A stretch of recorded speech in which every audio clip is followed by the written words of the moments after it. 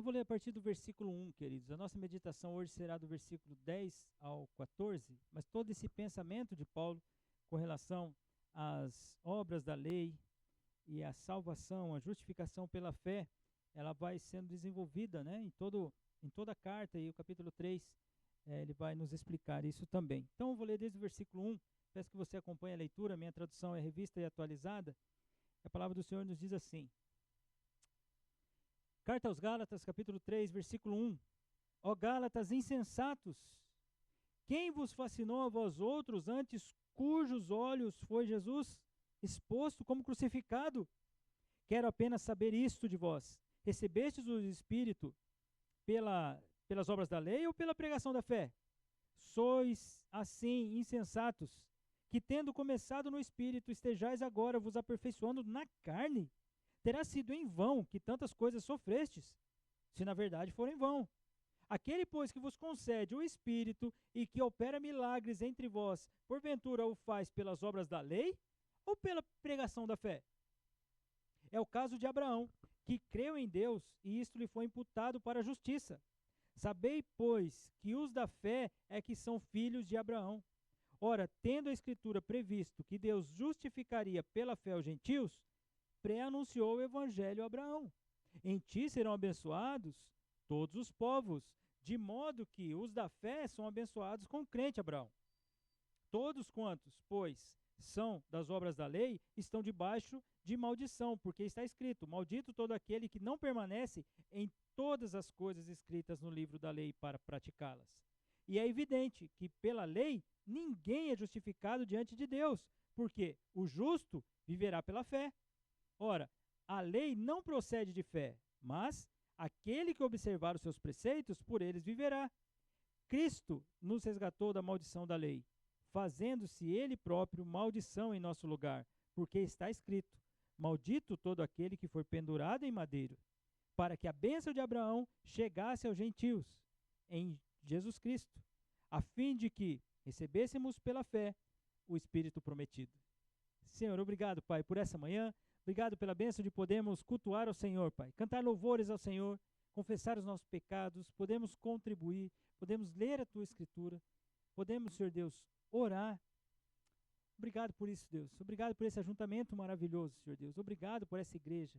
Abençoa-nos, Senhor, para que possamos aprender da Tua palavra, para que possamos viver de acordo com os Seus princípios, Senhor. Que o Espírito Santo do Senhor nos ilumine, para que entendamos os Seus preceitos e os Seus juízos e vivamos, Senhor Deus, pela fé, honrando ao Senhor em todos os nossos dias. É o que nós te pedimos, em nome de Jesus. Amém. Amém, queridos. Eu quis ler com você desde o versículo 1, porque Paulo está desenvolvendo o pensamento ali, que ele fala, olha, a insensatez do retrocesso, foi o que nós vimos, né, há 3 semanas. Então, essa insensatez, né, de retroceder, Paulo faz uma pergunta-chave: vocês estão se aperfeiçoando na carne? Cristo foi exposto a vocês? A salvação foi por meio de Cristo e não por meio de coisas que vocês possam fazer? Não foi por obras da lei, foi pela graça de Deus que alcançou vocês. Vocês estão retrocedendo? Porventura, Deus que está agindo no meio de vocês, Deus que está fazendo obra no meio de vocês, Deus que está operando milagres no meio de vocês, Deus que está transformando o coração de vocês, vocês estão querendo voltar para as práticas da lei? Práticas essas que não trazem salvação. Inclusive o texto de hoje ele vai desenvolver muito essas obras da lei em contraste com a fé, em contraste com a justificação pela fé. Ele fala desse retrocesso e chega para os Gálatas e diz a eles que eles estão sendo insensatos de voltar a uma prática que não traz salvação, a uma prática que não justifica, a uma prática que não salva, né? É muito comum ao ser humano esse desejo de fazer coisas, inclusive nos nossos dias, né? É interessante que parece que alguns cristãos eles vivem em barganha com Deus. Senhor, eu vou no culto, o Senhor está vendo, hein? Eu sou frequente no culto, o Senhor está vendo. Eu estou dando um dízimo, Senhor, o Senhor está vendo. Parece que é por obras que você está servindo a Deus, quando na verdade é graça. Você oferta porque o Senhor trabalha no teu coração e você faz isso como sinal de gratidão pelo sustento do Senhor. Você vem à igreja porque você quer estar junto daquele povo que também foi remido e redimido como você, resgatado da maldição do pecado e você quer adorar, é por isso que você vem? Você vem para adorar o Senhor? Ou simplesmente você quer mostrar obras para Deus para dizer, olha o quanto crente você é. Você quer que as pessoas presenciem a sua presença, porque na verdade não vão ficar me cobrando, por afinal de contas eu estou na igreja.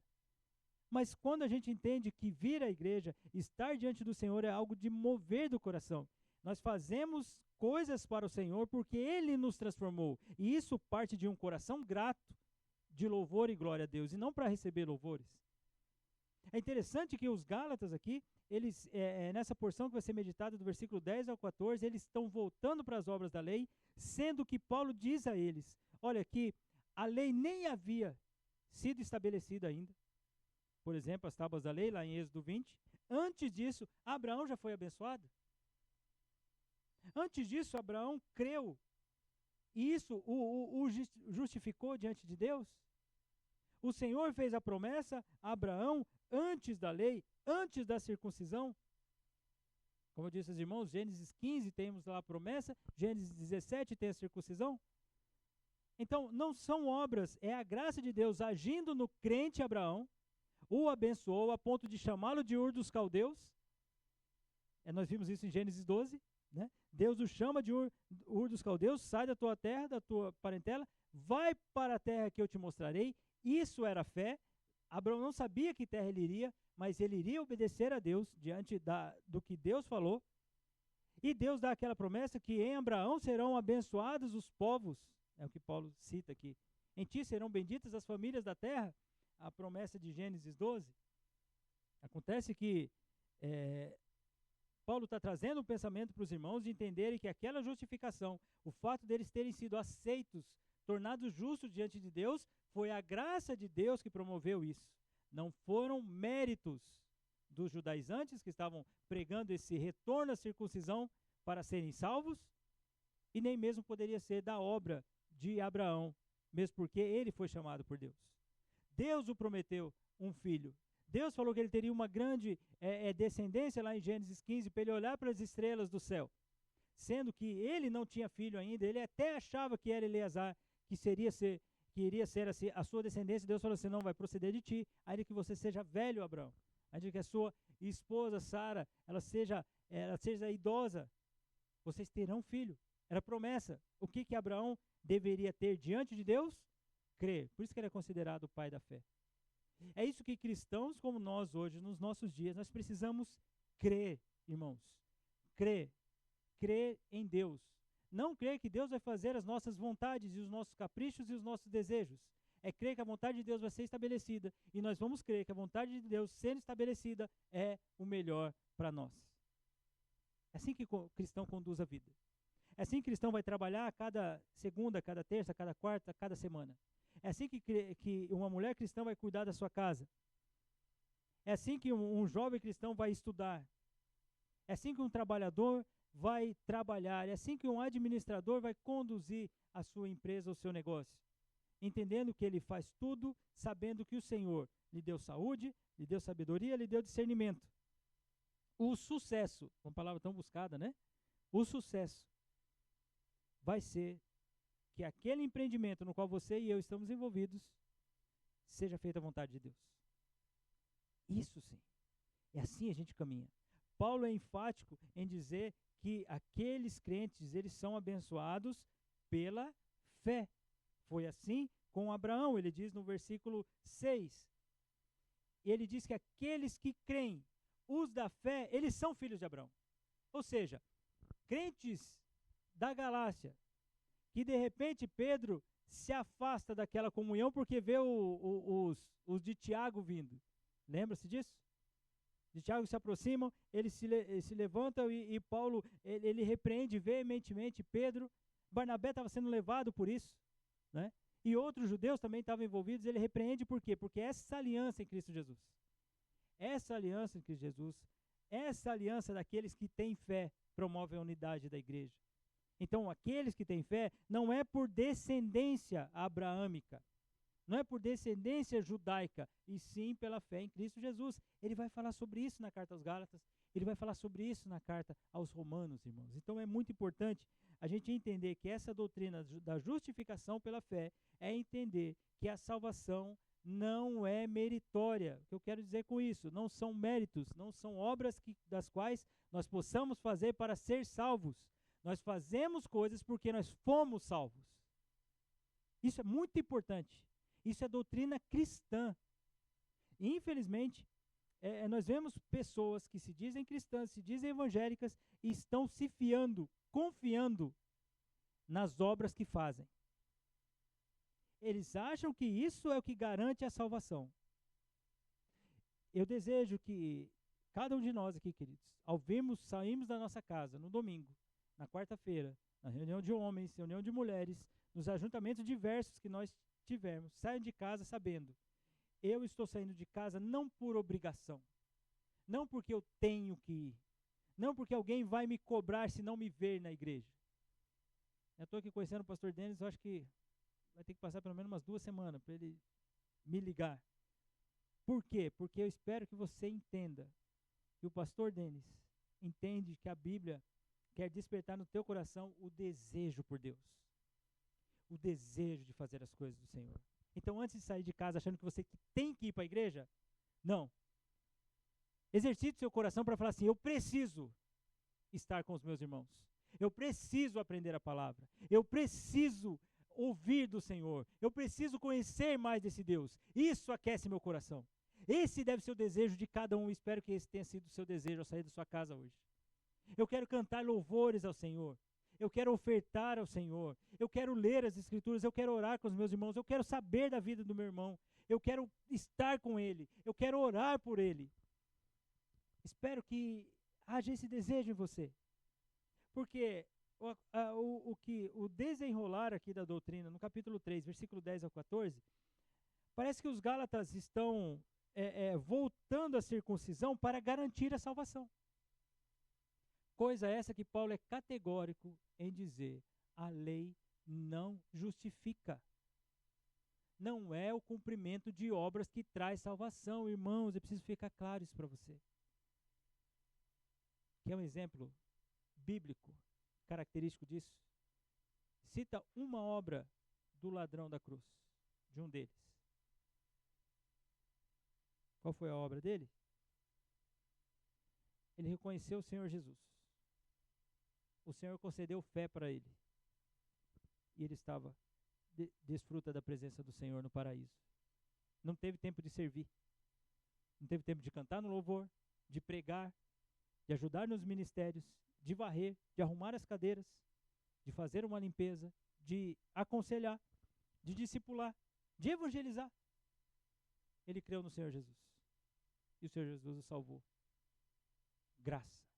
Graça na vida dele, graça na minha vida, graça na tua vida. É isso que precisa ficar marcante para nós, queridos. Eu estou aqui. Paulo ao dizer aos irmãos da Galácia também, que em Abraão, aquele que foi chamado por Deus, diz que os povos seriam abençoados. Então, os da fé, eles são abençoados, assim como foi abençoado Abraão. Então, essa volta ao judaísmo, que muitas vezes alguns de nós têm no coração por achar que é mais espiritual, é anular a cruz, queridos. É anular a cruz. Porque se hoje nós fazemos parte dos filhos de Deus, como o da fé, Abraão, faz de nós a igreja gloriosa do Senhor. Faz de nós aquele povo que quando canta, quando adora, quando se ajunta, é entender que realmente esse ajuntamento acontece pela graça de Deus. Por isso que Paulo diz no versículo 10, todos quantos são das obras da lei, eles estão debaixo de maldição. Porque está escrito, maldito todo aquele que não permanece em todas as coisas escritas no livro da lei para praticá-las. Então, se a confiança daqueles que acham que são justificados por ser circuncidados, ou seja, são salvos por por praticarem preceitos judaicos, eles estão debaixo dessa maldição. O que Paulo está querendo dizer? O que era a maldição? Ou seja, a lei, nós vimos isso, ela mostra para nós quem nós somos. A lei é boa. A lei é boa. Paulo diz isso em Romanos. A lei vai mostrar para nós que nós somos pecadores. ela vai mostrar para nós que há um Deus santo que está irado para com a humanidade. A lei vai deixar claro que nós não conseguimos cumprir a lei. Por isso que esses redutos que se dizem evangélicos, queridos, querem fazer guarda de mandamentos, um deles e os outros. Ele tem que guardar todos. Se você quer agir no cumprimento da lei, vai guardar todos os mandamentos. É tão característico isso, que Tiago diz isso na carta dele, capítulo 2, versículo 10. Escutem. Pois qualquer que guarda toda a lei, mas tropeça em um só ponto, olha o que Tiago diz, se torna culpado de todos. Ele dá um exemplo. Porquanto aquele que disse, não adulterarás, também ordenou, não matarás. Então, olha só, ora, se não adulteras, porém matas, vens a ser transgressor da lei. Ou seja, não precisa guardar um mandamento. Se você é um cumpridor da lei, preste atenção, se você é um cumpridor da lei, você tem que cumprir ela toda. Não cumprindo toda a lei, você está sob maldição. O que é maldição? É condenação. Então, aquelas pessoas que querem ser legalistas para com Deus, não faço isso, eu faço aquilo. Às vezes há isso, né, queridos? Às vezes há isso no contexto evangélico, sabe? Aqueles legalistas, sabe? Todo o legalismo, tal, aquela coisa, aquele cumprimento. Porque, na verdade, ele não entende a graça de Deus. Ele não entende a graça de Deus. Então, o que Paulo está dizendo? Se vocês voltarem a serem submetidos às obras da lei, às práticas da lei, vocês têm que cumprir ela toda. Senão vocês estão sob condenação. Por isso que eu digo a vocês, queridos, o cristianismo não é um judaísmo melhorado. Não é.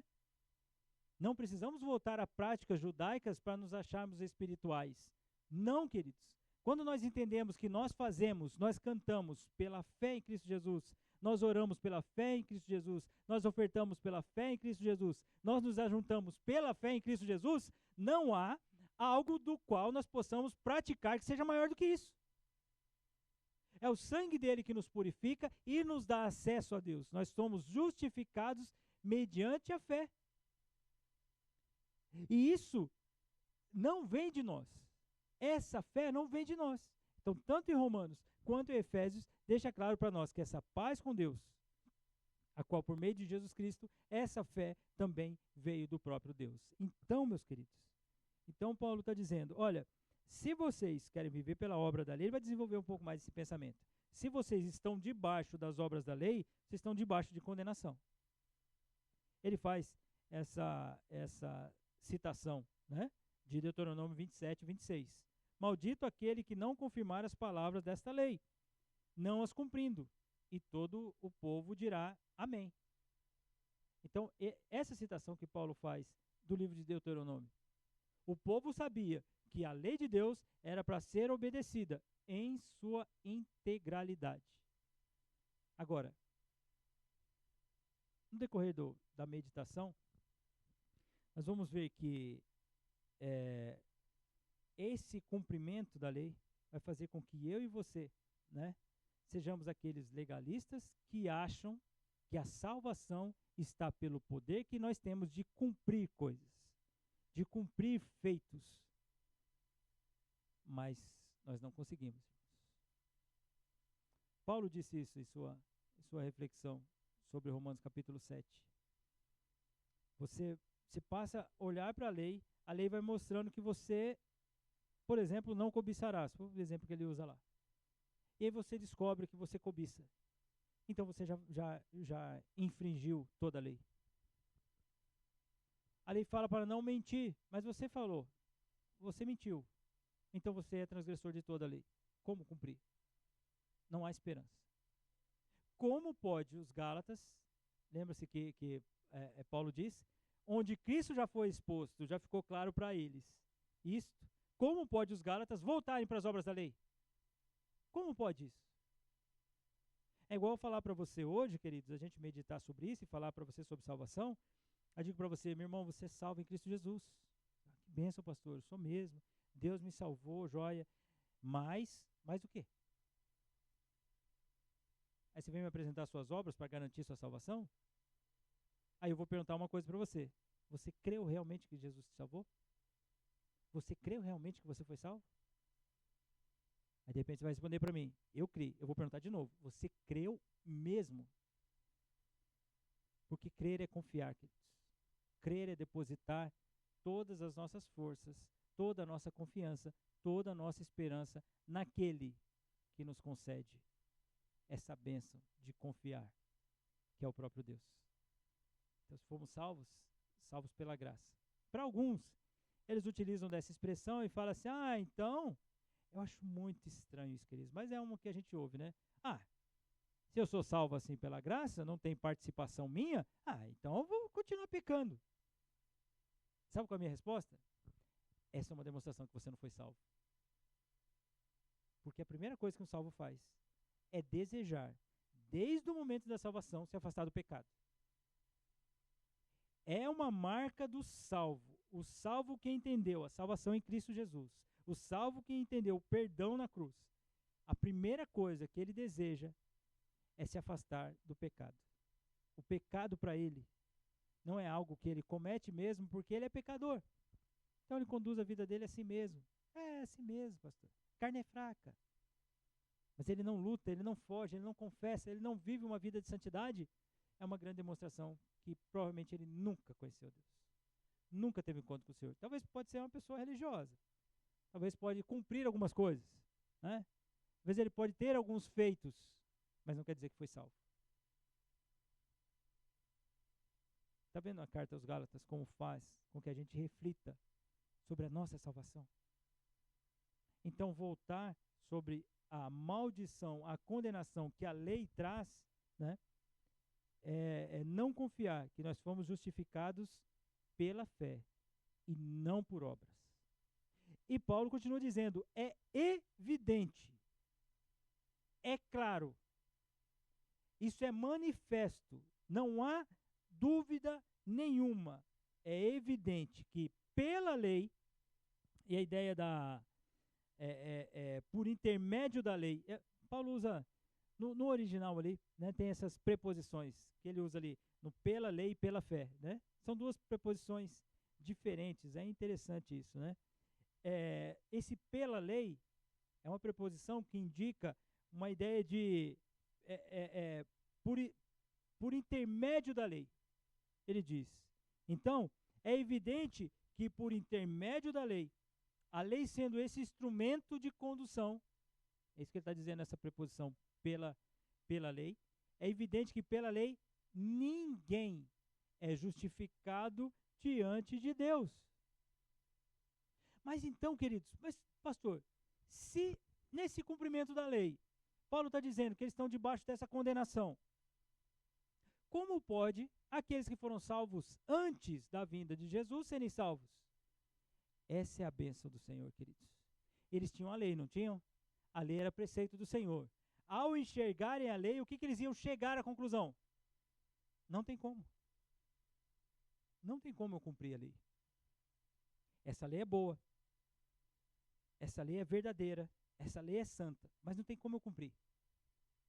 Então o que eu vou fazer? O que o Senhor estabeleceu? Um acesso até Ele mesmo pelo tabernáculo, pelo templo. Eu vou fazer um sacrifício. Eu vou levar um cordeiro sem pecado. Ele vai ser morto. Ele não pecou. Ele não teve culpa nenhuma. E esse sangue derramado vai perdoar os meus pecados, porque a lei que é santa, ela não pode me salvar. Ela só vai mostrar que eu sou um pecador. Então a lei continua sendo boa? Sim. Demonstrar quem nós somos. Mas alguém teria que morrer. Um sacrifício perfeito para que eu tivesse acesso a Deus. Esse sangue derramado me dava acesso a Deus. Não é à toa que fala daquele sacrifício quando era queimado, subia aquela fumaça e falava assim, cheiro suave a Deus, né? O que era? Deus aceitou aquele sacrifício. Aquele pecador foi perdoado. Mas, queridos, durante um ano, né? Frisando esse momento do dia da expiação, que era uma vez por ano, que o sumo sacerdote entrava lá, né, no Santo dos Santos. Durante um ano, esse pecador pecaria de novo, sim ou não? Sim, pecaria de novo. E o que ele deveria fazer? Novamente trazer o sacrifício ao Senhor. Tendo uma vida de santidade durante esse ano, mas ele voltava, trazendo à memória que alguém iria morrer. por causa do pecado que ele tinha. E isso ia se repetir. Não é à toa que esse pensamento do Antigo Testamento, apontando para o Novo Testamento, do Cordeiro perfeito, do Cordeiro sem pecado, do Cordeiro sem mancha, vai se cumprir na pessoa de Cristo. Olha isso, irmãos. Olha isso. Então, quando aquelas acusações mentirosas, condenando o Senhor Jesus de um pecado que ele não tinha, era só demonstração de que aquela escrita, que era para ser uma sátira, né? Jesus Cristo, o Rei dos Judeus, né? Era verdadeira. Esse é o Rei dos Reis. Por isso que quando João presencia João Batista, aquele que ia preparar lugar, ele fala: eis o Cordeiro de Deus. Ele tira o pecado do mundo.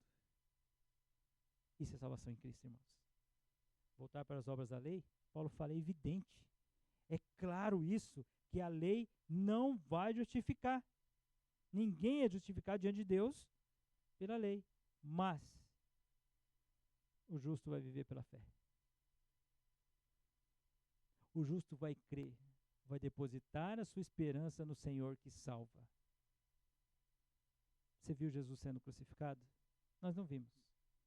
Nós não somos da mesma época da crucificação do Senhor Jesus, mas nós cremos. Nós sabemos que somos pecadores, sabemos que somos dignos de condenação. A lei vai mostrar para a gente que a gente mente, que a gente cobiça, que a gente desonra, que a gente não coloca muitas vezes Deus em primeiro lugar. A lei vai mostrar isso. Ela só vai deixar claro quem você é. Mas a graça de Deus nos justifica, a ponto de nós olharmos para a lei hoje e falar assim: Senhor, essa lei é santa. Ela só demonstra para mim que eu sou pecador e deveria receber toda a maldição, toda a condenação, que essa lei deixa claro para mim. Mas graças ao Senhor pela salvação em Cristo Jesus. Irmãos, é uma frase que eu tenho repetido aqui na nossa igreja, né? Nós precisamos refletir sobre a nossa salvação. Salvação não é simplesmente agora você faz parte da igreja, você não faz parte da igreja. Além de ser uma bênção isso, né? Salvação é muito mais. Salvação é um grupo salvo, um grupo de pecadores condenados pela lei, que merecem condenação porque são pecadores e merecem mesmo. Mas o Senhor salvou. Isso é graça. Isso é salvação. Você olhar hoje, que você não precisa trazer mais um cordeiro. Não precisa trazer mais um cordeiro para ser morto aqui no altar e ser queimado. Porque o cordeiro já foi morto naquela cruz. E você crê nisso. E você vive por isso. Assim vivem os justificados. Assim vivem os salvos. Paulo usa agora uma citação, ele tinha usado a de Deuteronômio, agora ele usa provavelmente a citação de Abacuque, capítulo 2. Lembra-se de Abacuque? Abacuque pergunta ao Senhor até quando a violência, aquilo tudo que estava acontecendo, o Senhor falou assim: eu vou levantar uma nação ímpia, eu vou levantar os caldeus. Eu vou levantar os caldeus para disciplinar o meu povo. Abacuque faz outra pergunta: Senhor, o Senhor que é puro de olhos, vai deixar que uma nação ímpia vai ainda condenar os que são mais justos do que eles? Eu vou me pôr na minha torre de vigia. Ou seja, Senhor, eu vou aguardar a resposta do Senhor. Qual é a resposta do Senhor? Escreve para que fique claro para todos: o justo viverá pela fé. O justo vai crer que eu, soberano, posso levantar um povo ímpio para disciplinar o meu povo, mas ainda assim, né, é uma demonstração do meu amor. O meu povo, o justo que vai viver pela fé, vai entender que aqueles ímpios serão julgados. Era o que ele continua dizendo no capítulo 2 de Abacuque. Os ímpios serão julgados, mas o meu povo será cuidado por mim, ainda que em disciplina. Eu estou aqui, capítulo 3. Abacuque faz o quê, queridos? Ele faz uma oração ao Senhor. Ele louva ao Senhor, que o Senhor é soberano sobre todas as coisas. Ele diz ao Senhor que, ainda que a figueira não floresça, não haja fruto na vide, eu vou louvar esse Senhor. Isso é crer. Isso é crer. Isso é viver pela fé. É assim que salvos devem viver, queridos. Por isso que não pode ser, a salvação não pode ser meritória, por algo que nós vamos entregar para Deus, dar para Deus para ser salvo. Não tem como. Não tem como. Primeiro que se você sair da sua casa com esse sentimento, você já está fazendo uma barganha com Deus, isso é falsidade. Senhor, eu estou indo, hein? Não esqueça de mim não, hein? O Senhor está falando, está vindo para me adorar ou para receber meus benefícios? Que a grande marca, de muitas vezes, queridos, é que muitos cristãos querem a bênção de Deus, mas não Deus da bênção. Eles querem receber coisas do Senhor. Enquanto o Senhor estiver os abençoando, opa, louvado seja o Senhor. Aí canta, aí dança, aí pula, aí vibra. É um dia que o Senhor disciplina. O Senhor não me ama mais. O Senhor não quer mais saber de mim. Ah, o Senhor tá utilizando aqueles meios para cuidar de você, mas não. Não, agora o Senhor é ruim. O Senhor era bom, agora está ruim. O cristão verdadeiro, queridos, aqueles que foram justificados pela fé, eles vivem pela fé. O seu dia a dia é confiando na esperança, depositando toda a sua esperança, toda a sua confiança em Deus. É assim que nós vivemos. Pastor, então, nós devemos confessar os pecados? Sim. Todos os dias somos pecadores. Aí quando você confessa os pecados, qual a certeza que você tem? Que Deus perdoa os seus pecados em Cristo Jesus. Você agora, não no futuro, agora, já é aceito por Deus. Você foi considerado diante do justo juiz puro, por intermédio do Filho dele, Jesus Cristo. Então é evidente, crentes da Galácia, entendam isso, judeus aqui presentes, esses todos que estão ouvindo, a lei, ela vai nos mostrar que nós somos pecadores, mas ela não vai salvar. Porque o justo, ele vai viver a cada dia confiando no sacrifício da cruz. É pela fé. É pela fé somente. Irmãos, algumas pessoas vão utilizar dessa doutrina e falar a seguinte frase: ah, mas é fácil. Ah, é fácil. É só crer em Jesus? Ah, então é fácil. Só? Se eu ouvir isso de uma pessoa depois de ter explicado a justificação, eu ia falar agora eu volto a fita. E os jovens aqui não vão nem entender o que é volta a fita, né? Se eu falar rebobinar, então, aí piorou. Quem falou rebobinar aqui já falou, ei, pastor, já tá velhinho, rebobinar já tá antigo aí, hein? Não tem mais rebobinar, né? Mas eu volto, é melhor falar assim, eu volto do começo, né? E falo assim, não expliquei a justificação, vamos voltar de novo. Deixa eu explicar a justificação para você. Irmãos, você parar para pensar e olhar para você, pecador. Se você tem um pecado, você é digno de condenação. Tenho quase certeza que você tem mais que uns 2, pelo menos. Se você tem um pecado, você é digno de condenação. A lei, ela vai mostrar para você que o que você merece é condenação. Simples assim. Ai, pastor, mas eu faço isso, eu faço aquilo, eu vou em tal ajuntamento, eu sou uma pessoa boa, eu cuido dos outros, eu faço isso, eu faço aquilo. Tá, obra. Está achando que obra salva? Tem muita gente achando que obra salva. Infelizmente, tem muitos de nossos irmãos evangélicos utilizando de maneira errada a obra social. É uma bênção fazer a obra social. Da maneira correta, é uma bênção. Eu já disse aos irmãos, né? Deus levante pessoas que tenham sabedoria para fazer obra social no nosso meio. Vai ser uma alegria, mas da maneira correta. Não é somente dar coisas, não é conceder coisas. É entender o princípio. Entender o princípio de Deus. Essa é a bênção de viver como cristãos, queridos. Entender que as pessoas, elas devem ir a Cristo pelo que elas vão ganhar, evangelizar dessa forma. Vai para a igreja, vai melhorar a tua vida. Como isso? Está negociando o quê? O que você está negociando? Não, pastor, eu quis explicar para ela, vai melhorar a vida dela, que agora ela vai ter Jesus. Então, explica direitinho. Explica direitinho que diante de Jesus é pegar a cruz e seguir a Ele. Não é somente ter benefícios. Não é a conta bancária ser recheada. Não é a saúde ser restabelecida. Não é os familiares agora que só ficavam emburrados e tristes com você, agora estão sorrindo para você. Quem falou que é isso, queridos? Quem falou que vida cristã é isso? É interessante que a Bíblia diz que aqueles que querem viver piedosamente vão ser perseguidos. Então, se você evangelizar assim, quer servir Jesus? Quer, então vai ser perseguido. Talvez seja isso que Deus vai usar naquela pessoa e falar assim, é isso mesmo. É isso mesmo, um Deus que não fica fazendo as minhas vontades. De repente, né? O Senhor pode usar essa frase aí, mas geralmente não é isso, né, querido? Vem para a igreja. Vai lá para a igreja. Aí vai lá para a igreja. Vai lá para a igreja lá. Como vai lá para a igreja? Prega o evangelho. Prega o evangelho da graça, o evangelho que transforma vidas, o evangelho que muda, mas não tire o Deus da justiça. Apesar que a justiça de Deus ainda é em amor. É isso que é claro. Não podemos deixar, queridos, que essas doutrinas que são contrárias à palavra fiquem evidentes para nós. Olha só, Paulo continua dizendo: ora, a lei, ela não procede da fé. Tá? Essa ideia de proceder é da origem, né? É diferente daquela outra conjunção que eu disse a vocês, pela lei, né? Ali justificado pela fé é da onde origina a fé ali. Ele diz que a lei ela não procede da fé. Aquele que observar os seus preceitos vai viver de acordo com os preceitos da lei.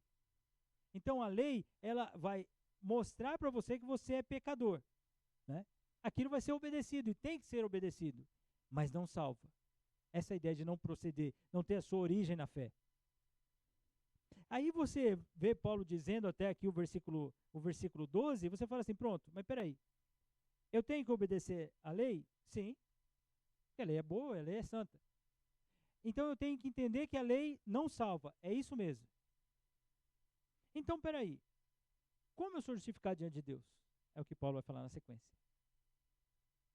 É como eu disse a você, aquele resumo do sacrifício que acontecia antes de Cristo vir. Todo ano, dia da expiação, aquele oferecimento de um animal, aquele sangue sendo derramado para perdão do pecador. Aí Paulo continua dizendo, Cristo, queridos, o Messias prometido, ele nos resgatou da maldição da lei. E essa a ideia crescente aqui que Paulo passa a dizer no versículo 13. Então nós vemos de uma negativa, né? Primeiro Paulo começou com uma positiva, nós somos abençoados pela fé. Ele passa a dizer isso do versículo 6 ao versículo 9. Fomos abençoados pela fé. Ele passa de uma negativa. Ele fala, as obras da lei não salvam. As obras da lei não salvam. É evidente que pela lei ninguém é justificado. Mas agora ele diz, em Cristo. Cristo, e a ideia do resgate aí, queridos? Uma linguagem comercial, é interessante isso, né? Ela diz que é quando esse resgate é comprar. A ideia de pagar o preço por um escravo. E às vezes pagar o preço por aquele escravo, e ao invés dele ser seu escravo, você paga a liberdade dele. Essa é a ideia do resgate. Isso é resgatar. Agora, o que Paulo está dizendo? Se a lei, que é santa, mas ela vai demonstrar para você que você é pecador, essa maldição de condenação que a lei deixa claro para você, você precisa entender que Cristo pagou o preço por nós, para que nessa condenação, da qual eu e você somos dignos, ela não aconteça mais. Porque esse resgate foi pago por aquele único que pode perdoar, Cristo Jesus. Olha isso, irmãos. Essa é a bênção de ser igreja, irmãos.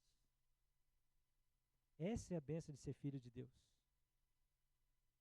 Por isso que ainda nós tenhamos as nossas afinidades, nosso tempo de comunhão, é uma bênção da igreja. Igreja não é clube.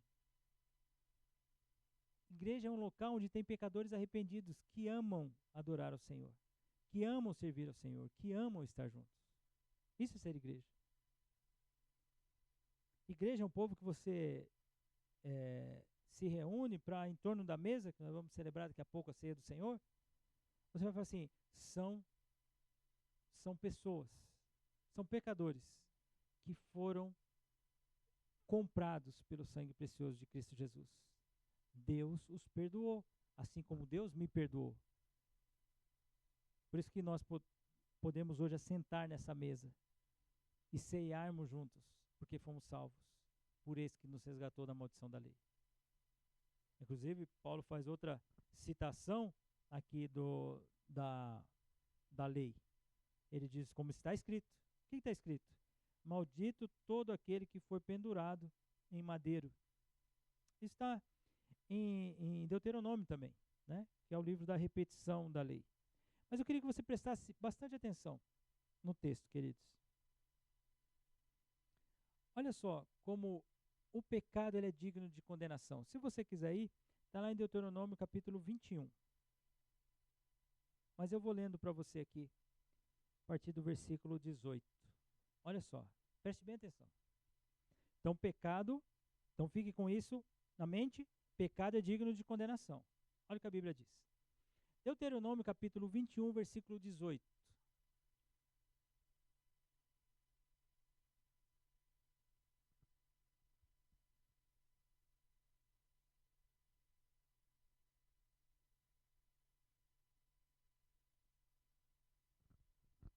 A palavra do Senhor nos diz assim: se alguém tiver um filho contumaz e rebelde,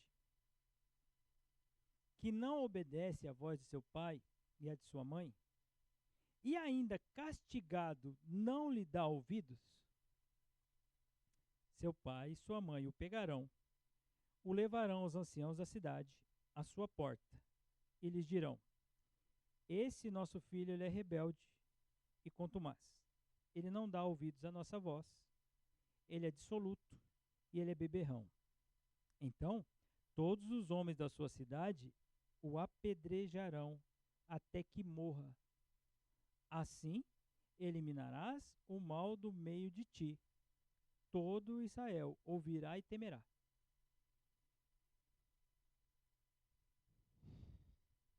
E aí? Para pensar, queridos. Esse é o tratamento com o pecado. Nós precisamos saber, entender mais pecado, irmãos. O que era o pecado na visão... O que era não? O que é o pecado na visão de Deus? Pecado é algo que faz mal para todo mundo.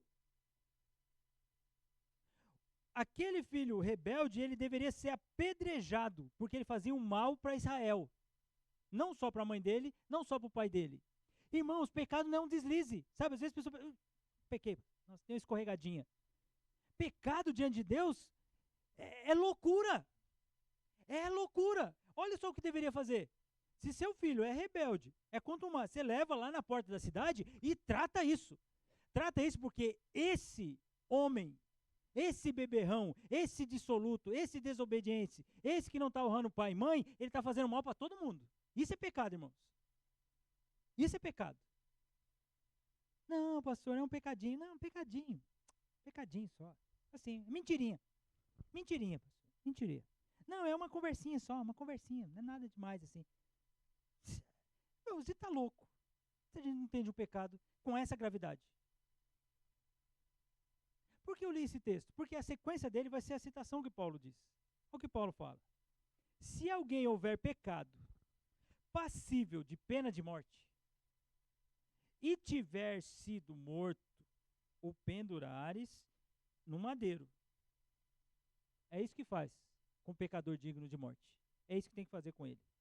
E o seu cadáver não permanecerá no madeiro durante a noite, mas certamente o enterrarás no mesmo dia, porquanto o que foi pendurado no madeiro é maldito de Deus. Assim, não contaminarás a terra que o Senhor teu Deus te dá em herança. Qual culpa Jesus teve, queridos? Sabe quem deveria estar pendurado naquela cruz? Eu e você. Mas nós não pagaríamos o nosso pecado, nosso sangue é impuro. Mas Jesus foi feito aqui, mostrando para nós, Paulo dizendo, Cristo foi aquele que deveria, foi aquele maldito do qual nós deveríamos estar pendurados na cruz, ele foi feito maldito por nós. Isso é salvação. Isso é ser crente, irmãos. Agora ficando da margem para pecado, achar que pecado tudo bem, achar que aquela maledicência está tudo certo, achar que ficar fazendo divisão está tudo certo, achar que vocês ficar falando mal dos outros pelas costas está tudo certo.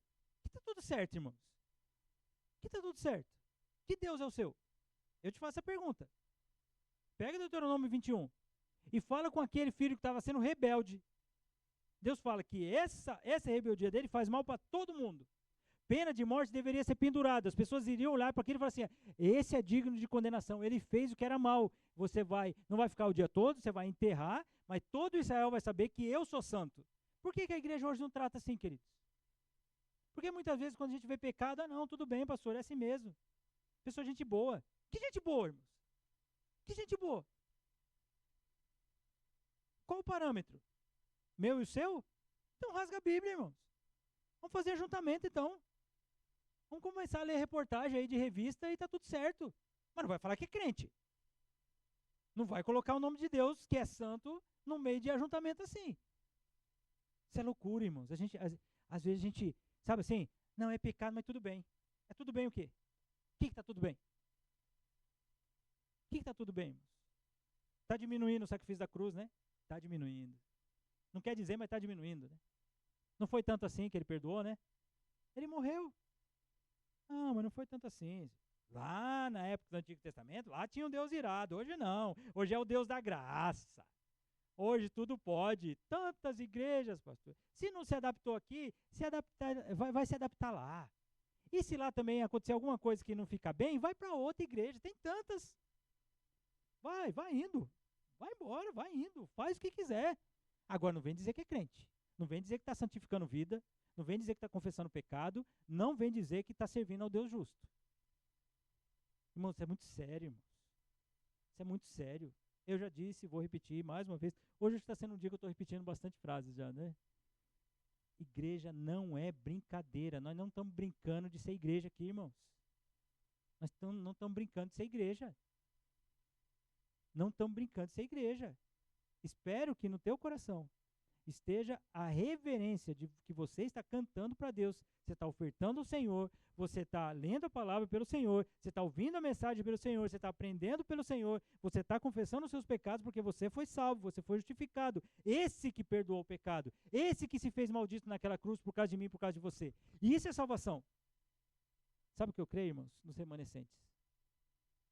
Tem aqueles que não vão ser envolvidos nesse movimento todo, que se diz o evangelicalismo brasileiro ou mundial. São aqueles que querem servir a Deus verdadeiramente. Entender que Deus é santo, não é brincadeira. Não, pastor, mas tem igreja hoje a gosto do freguês. Pois é, irmãos, mas a palavra é uma só. A palavra é uma só. Cristo nos resgatou. Ele pagou. A finalidade disso, versículo 14. Irmãos. O versículo 14 é abençoador para que a bênção de Abraão chegasse aos gentios em Jesus Cristo. E a finalidade, além dessa bênção chegar em Cristo aos gentios, passam esses gentios também a receberem pela fé o Espírito da promessa. Isso nos faz igreja, queridos. Olha isso, irmãos. Aquele sacrifício na cruz nos deu acesso a Deus. Hoje nós somos igreja. Hoje nós somos o povo de Deus. Não brinque com a igreja do Senhor. Não brinque. Eu sempre penso naquele texto de Atos, queridos. Atos dos Apóstolos. Quando a igreja estava acontecendo, Ananias e Safira acabam de terem sido mortos na igreja por causa da mentira. Deus tratou, no primeiro culto, Deus tratou aquela mentira ali no meio. Eu penso nos incrédulos, naquelas pessoas que viam, passavam e olhavam a igreja. Sabe o que eu fico imaginando? Já morreu um casal aí. Mas o que foi? Culto. Um dos apóstolos lá, Pedro, sabe o que ele estava pregando lá? Que houve a descida do Espírito Santo, que eles começaram a falar no nosso idioma. Então, ele perguntou pro rapaz lá da igreja lá, fico imaginando os de fora, se ele tinha vendido o terreno por isso e tal. Ele mentiu. Morreu. A questão, fico imaginando a conversa daqueles que não são da igreja, né? A questão é o seguinte, que a mulher dele estava com concubinato com ele. Porque quando ela voltou, o culto estava acontecendo. Quando ela chegou lá, ela foi falar, foi perguntar para ela, quanto que foi vendido lá o terreno? O terreno foi vendido por tanto. Você também está mentindo? E sabe qual é a questão? Fico imaginando que eles estavam pensando lá em Atos capítulo 5, logo após a morte de Ananias e Safira. Os dois morreram no culto. Pegaram e foram enterrar os dois lá. Por causa de mentira. E sabe o que é interessante? Aquele apóstolo lá, sabe o Pedro, o pescador, aquele lá que pregou lá no templo, pois é. Então ele falou o seguinte, que ele estava mentindo para Deus. É para Deus que ele está mentindo, não está mentindo para os apóstolos. Está mentindo para Deus. Eu não vou nem entrar aí. Ou outros vão chegar e falar assim, eu quero ver, porque aí deve ter o Deus verdadeiro. Aí é o Deus de verdade. Será que é esse temor que nós reverenciamos no ajuntamento da nossa igreja, irmãos?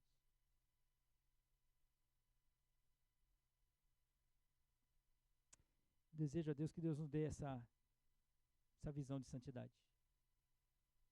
Não é um clube. Vai entrando gente no clube. Vai, coloca no clube. Vem de qualquer jeito, permaneça como está e fica como quiser. Aí o culto vai se adaptando aos gostos.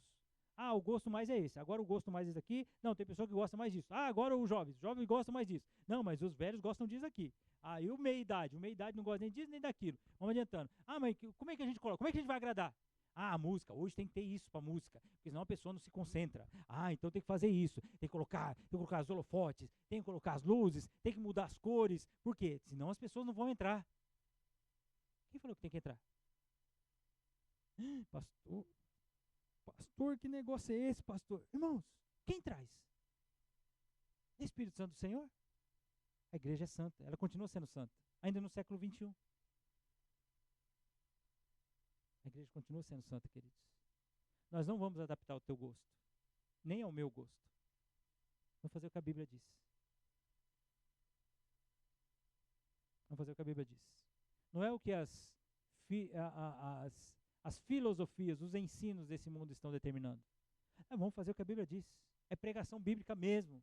É palavra mesmo. É estudo da Bíblia mesmo. São músicas que falam da verdade mesmo.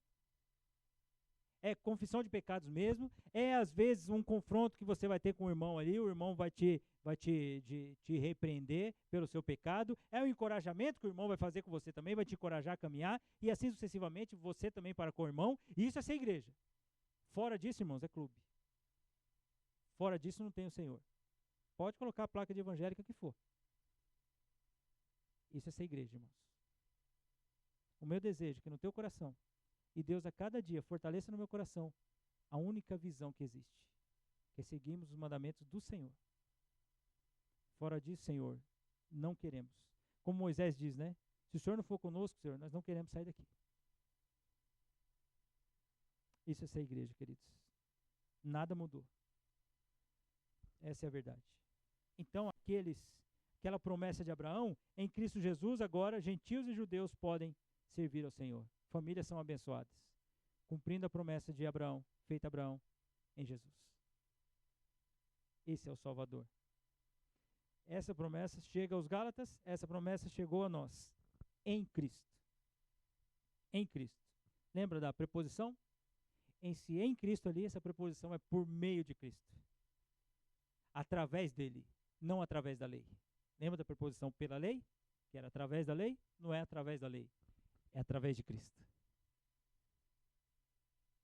Em Jesus Cristo, nós recebemos o Espírito prometido, que nos faz igreja. Louvado seja o Senhor, irmãos. Espero no Senhor que você tenha compreendido. Eu disse a você no começo da carta aos Gálatas, para você apertar os cintos, né? A gente usa essa expressão para, vamos, né? Apertar os cintos, porque nós vamos aprender, nós vamos caminhar, que o Senhor tenha trabalhado no teu coração. O Espírito Santo tenha falado ao teu coração sobre essa doutrina tão importante. Fomos salvos não pela lei, justificados não pela lei, mas sim pela fé. Aqueles que creram são filhos. Aqueles que creram são filhos na fé, assim como Abraão. Não voltemos às práticas de obras que não salvam, de coisas que possamos fazer para garantir a salvação ou mesmo conquistar a salvação. Não podemos nada fazer. Agora, o que nós devemos fazer é crer, depositar toda a nossa fé, toda a nossa confiança no Cristo que pagou pelos nossos pecados. Que assim seja, queridos. Amém. Senhor, obrigado, Pai, por essa manhã. Obrigado pela bênção de ouvirmos, Senhor Deus, sobre essa doutrina tão fundamental da justificação pela fé somente. Nós queremos viver pela fé, confiantes na obra que o Senhor fez na nossa vida, Senhor Deus. Ajuda-nos, Senhor Deus, a enxergar da maneira correta o pecado. Não achar que é simplesmente um deslize, uma falha, mas sim, Senhor Deus, que o pecado faz mal para as pessoas diretamente envolvidas e para toda a igreja, Pai. Ajuda-nos, Senhor Deus, a enxergarmos que Teu Filho Jesus pagou pelos nossos pecados, nós que não éramos dignos de o Senhor olhar para nós, de o Senhor fazer coisas para nós, de o Senhor nos abençoar. Ainda assim, o Senhor nos amou de tal forma que deu esse Teu Filho, Senhor Deus, para que nós tenhamos um relacionamento com o Senhor. Obrigado, Deus, por isso. Pai, nós te agradecemos pela bênção de fazer parte da igreja do Senhor, igreja santa, Senhor. Afasta de nós todos os desejos pecaminosos que sondam o nosso coração. De nós, Senhor Deus, alargarmos a porta que o Senhor sempre deixou estabelecida, que é estreita, Deus. Nós não queremos fazer coisas, artifícios, estratégias, Senhor Deus, para enganar pessoas. Nós queremos levá-las ao conhecimento único e verdadeiro da fé, Senhor. A fé somente. A fé em Cristo Jesus. Ajuda-nos, Senhor Deus. Tem compaixão de nós. Tem misericórdia de mim, Pai. Tem misericórdia do pastor Kevin, Senhor Deus. Nós estamos conduzindo esse rebanho do Senhor. Abençoa, Senhor Deus, os nossos líderes. Abençoa as famílias aqui, Senhor Deus. Abençoa os homens, abençoa as mulheres. Para que queiram e desejem viver uma vida de santidade, Senhor Deus. Enxergarmos a maldade, Senhor Deus, a malignidade do pecado e nos afastarmos dele. Mas vivemos pela fé, confiantes na obra do Senhor da nossa vida. Nós te agradecemos, Pai, por essa manhã e te louvamos, em nome de Jesus. Amém. Amém, queridos. Nós vamos para o próximo momento do nosso culto, a ceia do Senhor, como nós temos feito, de sempre deixar claro para você quem participa da ceia do Senhor. Participa da ceia do Senhor aqueles que creram no Senhor que perdoa pecados, no Senhor que morreu para nos salvar, que foi pendurado naquela cruz e derramou aquele sangue para nos dar acesso a Ele. Eles são convidados a participar da ceia do Senhor e o têm como Salvador e como Senhor de sua vida. Aqueles que foram batizados nas águas, aqueles que foram batizados nas águas, testemunhando publicamente a obra que o Senhor fez em sua vida, e aqueles que estão em comunhão com a igreja, que vivem em comunhão com aqueles que professam a mesma fé deles. Quero ler o texto de 1 Coríntios capítulo 11, onde a palavra do Senhor nos diz assim, queridos: nisto, porém, vos prescrevo, não vos louvo porquanto vos ajuntais, não para melhor e sim para pior. Porque antes de tudo estou informado a haver divisões entre vós, quando vos reunis a igreja, e eu em parte o creio. Porque até mesmo importa que haja partidos entre vós, para que também os aprovados se tornem conhecidos em vosso meio. Quando, pois, vos reunis no mesmo lugar, não é a ceia do Senhor que comeis. Porque ao comerdes, cada um toma antecipadamente a sua própria ceia, e há quem tenha fome, ao passo que há também quem se embriague. Não tendes porventura casa onde comer e beber? Ou menosprezais a igreja de Deus e envergonhais os que nada têm? Que vos direi? Louvar-vos-ei? Nisso certamente não vos louvo. Porque eu recebi do Senhor o que também vos entreguei, que o Senhor Jesus, na noite que foi traído, tomou o pão, e tendo dado graças, o partiu e disse: isto é o meu corpo que é dado por vós, fazei isso em memória de mim. Por semelhante modo, depois de haver ceado, tomou também o cálice, dizendo: este cálice é a nova aliança no meu sangue, fazei isso todas as vezes que o beberdes, em memória de mim. Porque todas as vezes que comerdes esse pão e beberdes o cálice, anunciais a morte do Senhor até que ele venha. Por isso, aquele que comer o pão ou beber o cálice do Senhor indignamente, será réu do corpo e do sangue do Senhor. Examine-se, pois, o homem a si mesmo, e assim coma do pão e beba do cálice. Paulo não louva a igreja de Corinto por muitas das práticas da ceia do Senhor. Ele chega até a questionar: é a ceia do Senhor que vocês estão comendo? Vocês estão fazendo isso pelo Senhor? Vocês estão realmente testemunhando do Senhor? É a ceia do Senhor que vocês estão praticando? Tem divisões no meio de vocês? Nem esperar o irmão para comer junto vocês estão esperando? Eu vou louvar vocês nisso? Vou louvar vocês nisso. Isso não é ajuntamento de ceia do Senhor. Ceia do Senhor, primeiro cada um tem que examinar a si mesmo. Cada um tem que fazer essa reflexão. Se está vivendo em comunhão com o Senhor, se está vivendo em comunhão com o corpo, fez essa reflexão, pediu perdão ao Senhor, reconheceu o seu pecado, participa da ceia e coma desse pão, porque você foi salvo pelo sangue de Cristo Jesus. É o que Paulo está dizendo na ceia do Senhor. Nós vamos fazer esse memorial agora. Se o irmão Ricardo nos ajude na distribuição dos elementos, enquanto nós vamos cantar a primeira estrofe do cântico Em Amor por Mim.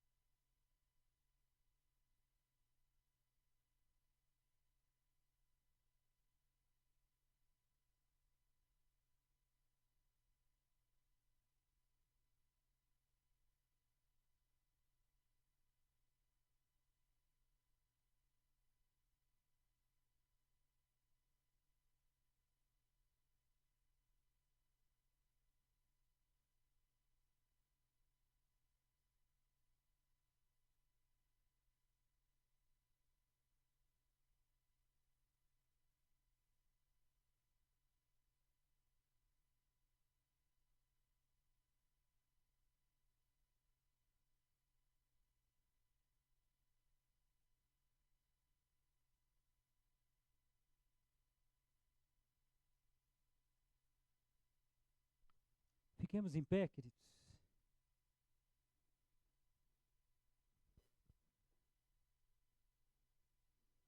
A palavra do Senhor nos diz assim: porque recebi do Senhor que também vos entreguei, que o Senhor Jesus, na noite em que foi traído, tomou o pão e, tendo dado graças, o partiu e disse: isso é o meu corpo, que é dado por favor de vós, fazei isso em memória de mim. A ceia do Senhor, ainda que seja um momento de contrição, porque foi o nosso Cristo, o nosso Salvador que morreu naquela cruz, é um momento de alegria, porque você faz parte desse povo que foi salvo. Você faz parte daqueles que foram justificados pela fé em Cristo Jesus. Meus irmãos, vivamos pela fé. Comamos todos.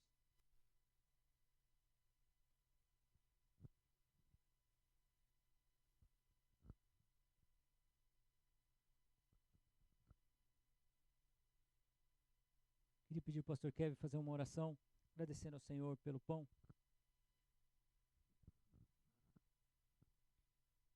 Senhor nosso Deus, neste momento, comemos o pão, lembrando sobre o que Cristo tem feito para nós, entregando o seu corpo, sua vida, morrendo na cruz, em nosso lugar, para nos salvar. Obrigado, Senhor. Amém. Amém? Todos podem sentar-se? Vamos ter a distribuição do cálice agora, enquanto cantamos a próxima estrofe do cântico.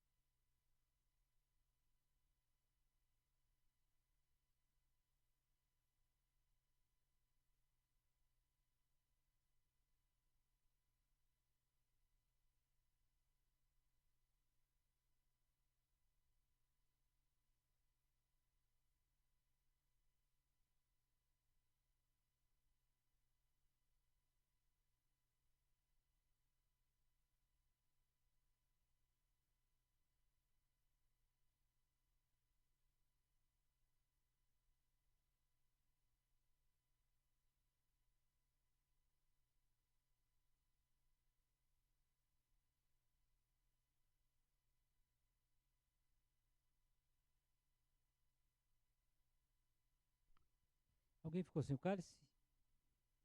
Fiquemos de pé, queridos.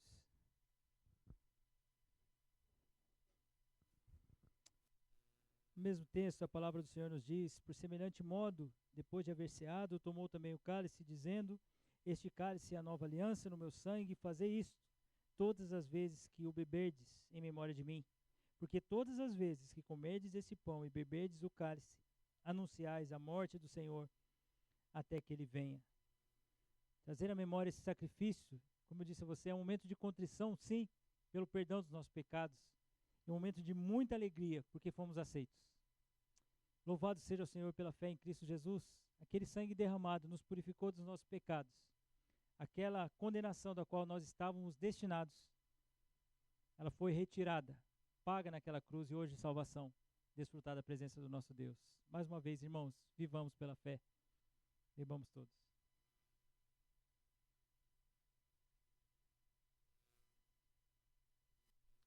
Eu pedi para o irmão Ricardo fazer uma oração de agradecimento pelo cálice, irmão. Senhor Deus, nós te louvamos, Senhor Deus, te bendizemos e te agradecemos, Senhor, pelo corpo, Senhor Deus, e sangue de Jesus vertidos na cruz, porque ele morreu, Senhor Deus, para que, através da morte dele na cruz, tivéssemos vida, tivéssemos acesso a Ti. Eu te louvo, Senhor Deus, por cada irmão aqui presente e esperamos, Senhor Deus, no futuro, Senhor Deus, cearmos, Senhor Deus, todos juntos, todos os salvos, no reino, Senhor Deus, celeste, preparado, Senhor Deus, para Jesus, onde Ele reinará para sempre conosco. E nos ajude, Senhor Deus, e que a gente possa buscar a santidade, Senhor Deus, e estarmos unidos aqui como igreja. E é o que te pedimos no nome de Jesus. Amém. Bem, os irmãos podem se sentar. Nós teremos o recolhimento dos recipientes, enquanto nós cantamos todo o cântico.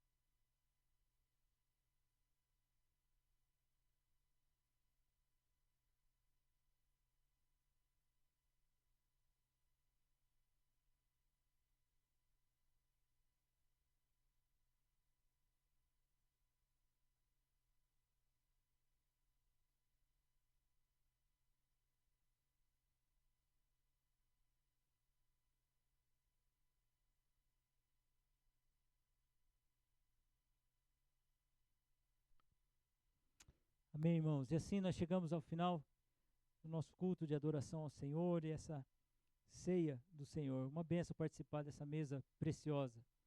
Louvado seja o Senhor pela tua igreja. Quero fazer uma oração final com você, lembrando dos próximos ajuntamentos, né? Na nossa quarta-feira, nosso culto de oração, às 19h30. Vem orar conosco. Vem orar conosco. Vem orar com a tua igreja. Venha interceder pelos teus irmãos, né? Interceder pelo nosso país, interceder por esse mundo, né? Agradecer a Deus por tudo que Ele tem feito. Vem orar conosco na quarta-feira. Reunião das mulheres, no sábado, o encerramento. As irmãs já estão combinando ali como será. Creio em Deus, espero no Senhor que seja um momento abençoado das irmãs estarem juntas, né? Queridos, vivam pela fé. Vivam crendo no Senhor Jesus. Nós fomos justificados pela fé. Adoremos o nosso Deus. Senhor, obrigado por essa manhã. Obrigado por esse início de tarde, onde nós nos ajuntamos aqui para adorar ao Senhor, Pai. Pai, confronte os nossos pecados, Senhor Deus, a ponto de nós enxergarmos pela Tua santa lei quando nós somos pecadores. Mas, Pai, faça-nos enxergar a salvação em Cristo Jesus. A bênção de termos sido feitos filhos Teus, justificados pela Tua preciosa graça, Senhor Deus. Pela fé nós viveremos, Senhor. Ajuda-nos, nós somos falhos, nós somos fracos, mas nós dependemos do Senhor. Nos abençoe, Senhor Deus, a ponto de nós enxergarmos com clareza a malignidade do pecado. Não deixe que o pecado faça, Senhor Deus, esse mal do nosso meio, Pai. Que tratemos uns com os outros, que lidemos com isso, Senhor Deus, de uma maneira santa para honrar ao Senhor. Obrigado, Deus, que nós fomos justificados pela fé e não pelo que nós possamos fazer. Obrigado porque não foi pelas obras, as obras não salvam, mas sim, Senhor Deus, o Teu amor, a fé concedida pelo Senhor, o amor que o Senhor demonstrou a nós, a dar o Teu Filho unigênito, para morrer por nós naquela cruz. E pendurado naquela cruz, Senhor Deus, aquele sangue vertido nos deu acesso ao Senhor. O Cordeiro perfeito morreu para que nós, Senhor Deus, pecadores injustos, fôssemos justificados e temos paz com o Senhor. Obrigado por isso, Senhor Deus. Abençoa-nos na nossa semana. O Senhor sabe das lutas que cada um vai enfrentar aqui, Senhor. Que em cada uma delas nós enxerguemos o Senhor, Pai, conduzindo todas as coisas. O Senhor nos protegendo, o Senhor nos disciplinando, o Senhor nos ensinando a viver a cada dia dependentes do Senhor mesmo, Pai. Ajuda-nos, Senhor Deus, que mais esse domingo, mais esse início de semana seja motivo de honra e glória ao Senhor, porque fomos salvos. Louvado seja o Senhor por isso, Pai. Nós te agradecemos e nós te louvamos em nome de Jesus. Amém. O amor de Deus, a graça do nosso Senhor e Salvador Jesus Cristo, a comunhão e a consolação do Teu Espírito Santo esteja presente na nossa vida, hoje e sempre. Amém. Amém, queridos. Nós vamos ouvir o pós-lúdio, o tempo